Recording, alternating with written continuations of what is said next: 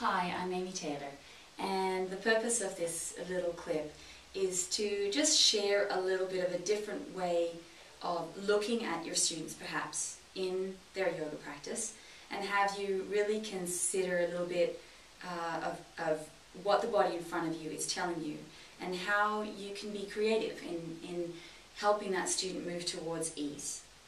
And just get a little bit of a conversation going, a little dialogue. So I want to look at two poses that are really familiar to everybody. And the first one is Warrior Two, and the second one is Warrior One. So Warrior Two, something that we're quite familiar with, however your student comes into Warrior Two, is that as they go to sort of drop into their Warrior Two, the front leg, the front knee, can often roll in immediately. So roll in towards the center. So ideally, when we're looking at Warrior Two, we're thinking that this knee remains in line with the ankle, remains in line with the pelvis. This is not a healthy place for our knee to be, rolling immediately, sort of creating some torque and strain.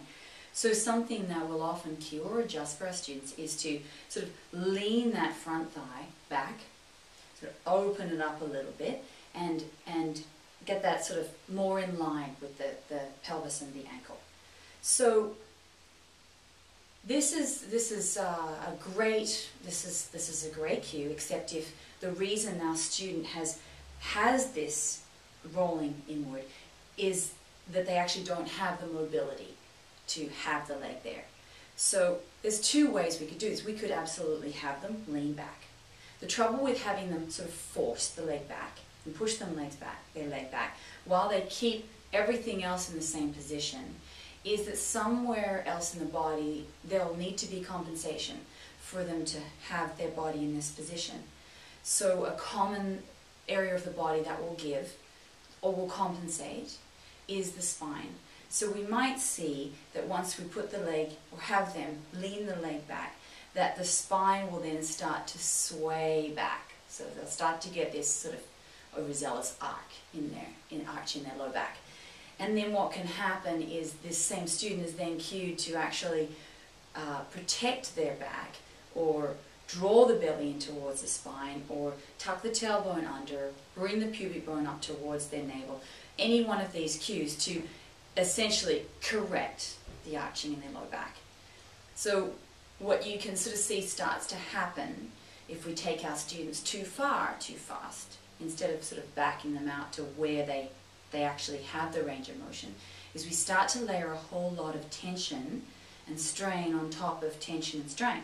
So in this situation, in Warrior Two, we now have a student that's gone too far with their legs, so their spines had to compensate, and now we're actually creating tension through their breathing and through their trunk, and they've lost stability, of course, because now they don't have free oscillation of their breath, and we've lost asana.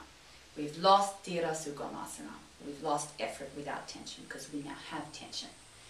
So I just wanted to open up a different way of thinking, that perhaps what you can think about is actually looking at what is not available in that student's body when they came into the pose that created this lean, in this example, immediately off the front leg.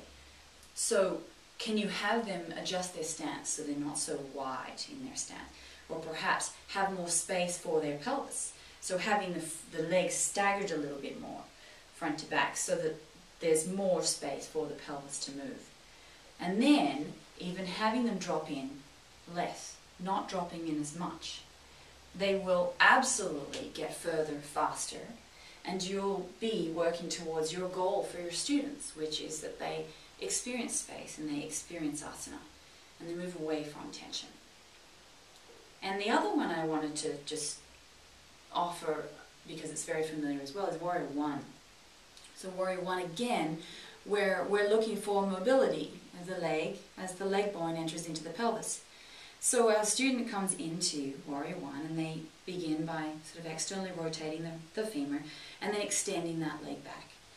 So if our student has gone past their range of motion, they've gone past their optimal range of motion, we'll see, and it's very, very common to see, is that the whole pelvis will tag along, and as they go back, the whole pelvis is tilted back with the leg.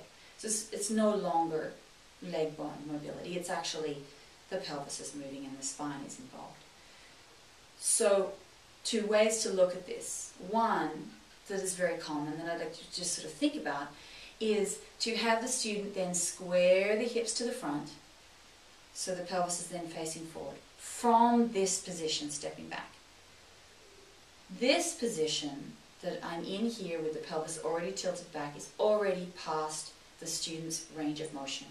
So to then adjust the student creates an awful lot of torque through their back leg and knee, through the pelvis, and like Warrior 2, somewhere the body's having to give that's not good. And it will give somewhere. And they will not get as far as fast, and they will not be experiencing the ease that we are hoping to take them to. So again, instead of going further into the pose, have a look at what is actually not available and available in your student's body that you can work with to make the pose theirs, to help them find asana in that pose at that time. So have them explore where the range of motion is in external rotation, but the pelvis doesn't want to move. Where can they extend the leg back? Pelvis doesn't want to move. And then, as they drop in, where can they drop in to Warrior 1? So just 2 different ways to look at it. Just thinking about what will get them further faster, and ultimately what will work them towards yoga. Yoga, of course, being union. Union and the difference between that and creating tension and the disassociation that can happen. So have fun.